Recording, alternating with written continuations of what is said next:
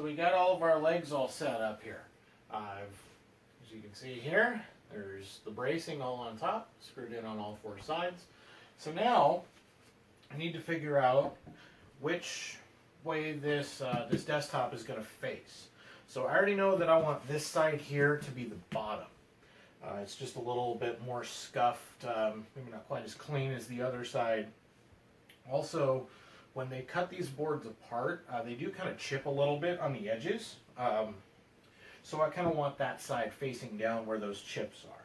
Also, I need to figure out which way I want front. And this edge has a few more chips. It's not quite as clean of a cut as this edge. So what that means is this is going to be the bottom, this is going to be the front. So what I need to do, my leg that's going to go in the back corner is going to be right here. Because when this flips around, this is going to be, this side here is where the other piece back here is going to be made up. Now the way that I did this, the way I did for two reasons. See how well you can see this here. As you can see, the legs are kind of inset just a little bit from the edge. That's exactly how I wanted it for two reasons. First of all, I want to be able to have all four sides have brackets on them. And also for cable management, for being able to route cables and be able to kind of tuck things back into the corner nice and cleanly. If I had this all the way out at the edge, there's a chance that cables might pinch against this joint between the joint and the corner of the wall. But by having it in just a little bit, the cables will actually route right up here, and they won't get pinched, and I can route the cables nice and cleanly. So what we need to do is we need to get these three legs on, and then we'll go from there, and we'll start getting this thing ready to set upright. Alright guys, so as you can see here, the desk is just about complete. I've got it all set up here. I ended up not filming that part. I actually had a friend of mine just happened to stop by for a little while, so he was able to give me a hand. I really appreciated his help. But he couldn't stay for very long, so we just kind of zipped it all together real quick while he was here. So I didn't get the chance to record that, but I kind of explained to you already what I was doing. So I've got the legs, got the one in the corner, I've got those tie plates up here in the bottom. I've got three of those. Now that I have this together, I do see that I do need to brace this corner a little bit more. It is a little saggy.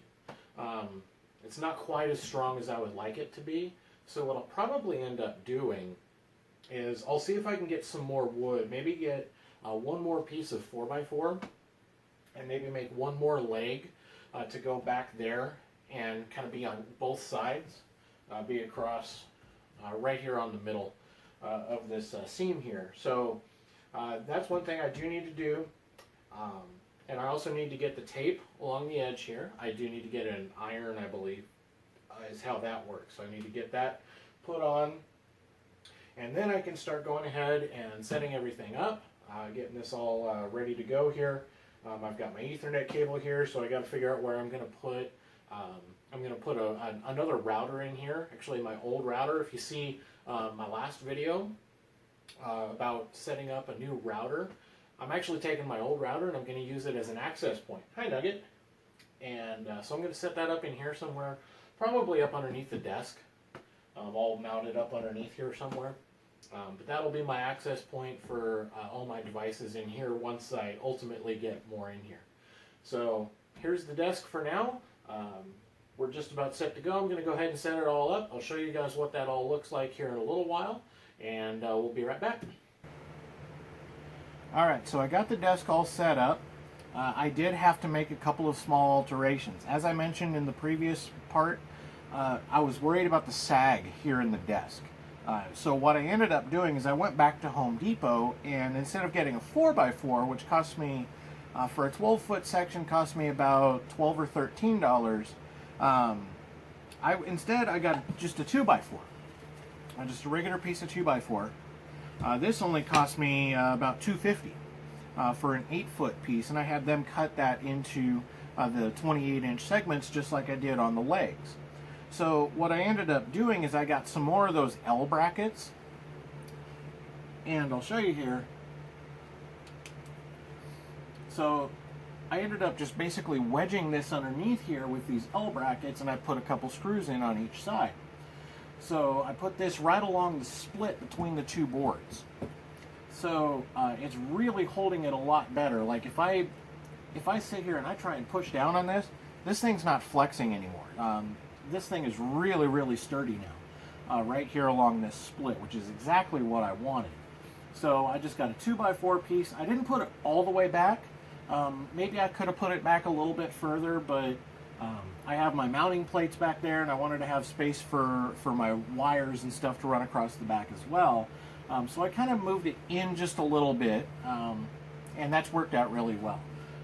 What I ultimately wanted to do was take another piece here, because I got 3 pieces when I had that 2x4 cut. I got some of these brackets here, and what I wanted to do was basically mount it like this, and have basically a second reinforcement running across the 2 sections. Ultimately, I will do this. However, my problem is that my drill that I bought is just a real cheap $18 Walmart drill. It's done pretty good, but realistically I do need one with a little bit more power.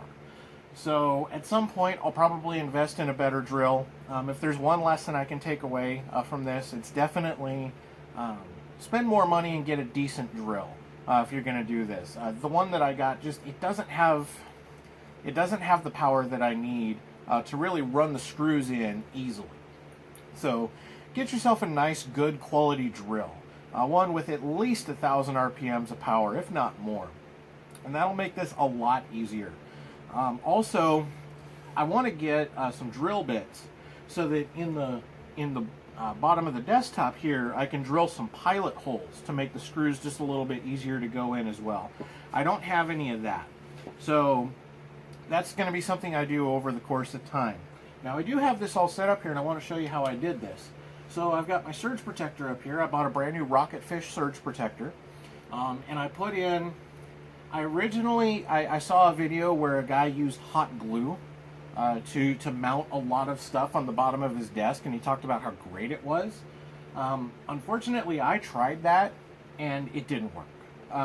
That was a failed experiment on my part. I don't recommend doing that.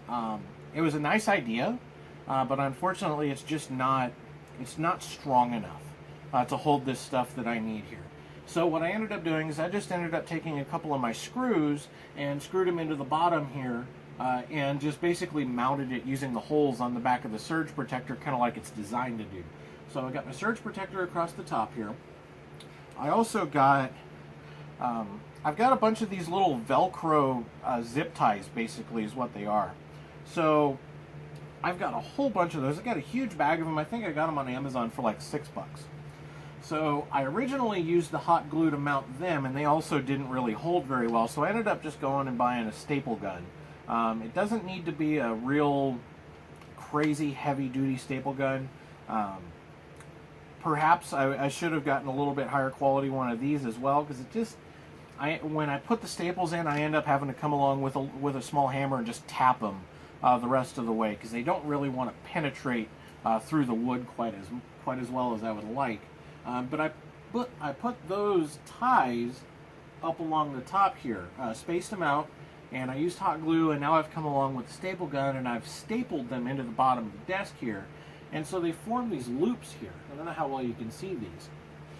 And so I've used that to run all my cables across the top here. So I don't have anything down here on the floor. So it runs across the top. I was able to use the hot glue to mount my power brick for my computer. It's just a real cheap, basic mini computer, basically. So it has an external power source, basically. So I was able to use the hot glue on that, and it did mount just fine. I haven't had any problems with that so far. If I have to, I might come back with some of the 3M double-sided tape. But you can see here that I've got everything all ran, up across the top. I did run it around the back side of the leg here as well. That way I've kind of got some space for the extra cable, I can kind of run it down and back up, but I've got more of these Velcro ties along the back of that post there, so that I can basically strap the wiring to the back of the post, so you don't see it, but it does keep it kind of nice and tidy. So that's how I've done my cable management underneath. You can also kind of see here how I did those plates in between. Like I said, it's eventually, once I'm done here, it's going to be like this. And I'm going to have this piece right here going across the top here, and this is going to make this thing really, really sturdy. So that'll be really nice. Ultimately, when I build my own computer, I'm planning on building a pretty beefy computer, and I would like to be able to put it on the desk. I want it up on top here because I want to be able to show it off, as I shine the light in your eyes there. So I want to be able to put the computer up on the desk, so I definitely want to make sure this is nice and sturdy. But for right now, this has been doing really well. I do need to get an iron and iron on that the laminate edging onto here. I have not done that yet, but once I do that, this thing should be pretty much done. So all told, once I added up all the different supplies and everything that I bought, this is probably right around $100 to do this. I think that's about what it prices out. If you have an IKEA near you, they've got the legs and everything all set up. You don't have to cut anything.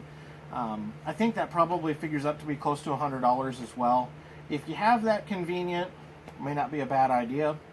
If you don't have IKEA convenient to you, this is a great way. If you just got a hardware store, grab some of this 3/4 inch melamine board, grab some 4x4s, grab a 2x4, and have it cut to the size that you want, and you are good to go.